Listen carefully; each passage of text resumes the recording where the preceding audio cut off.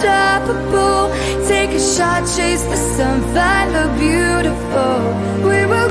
Hey, I thought that I'd come over here. It is 3:30. It is the most popular shift when receiving services.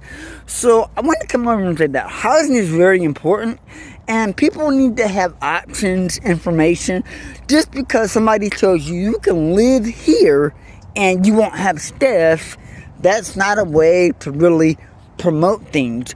You should say you can live here and you can decide on the things that you want to do. You're able to decorate your room, have company. So that's what we have to do.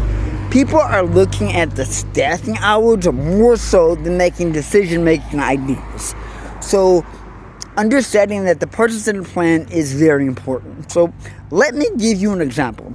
You live in a house, right? And you're living in the house and you're told you can't paint the rules. You can't paint the walls, my bad, by the provider.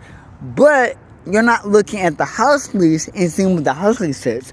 So if you're on a house lease, and if you want to paint your walls like anybody else, you're able to do that unless it's restricted by the landlord.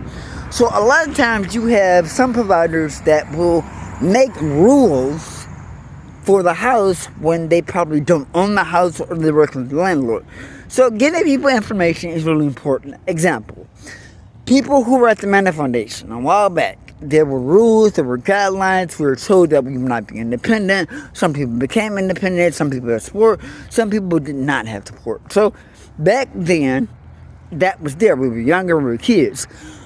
So now, as I consult with all of my friends from the Manor Foundation, we're at an age, and most of us live in unlicensed group homes because of our age, our disability, and our Social Security income, things like that. So we have to now say this: you can live in this house, you can decide who you want to live with, you can decide who you want to work with you can decide if you want to have a party, you can decide if you just want to sleep all day, you can decide if you want to go shopping, you can decide if you want a job, you can decide if you want to give your roommate the big bedroom or the little bedroom. You can decide, do you want 5 hours of staffing or do you want 20 hours of staffing?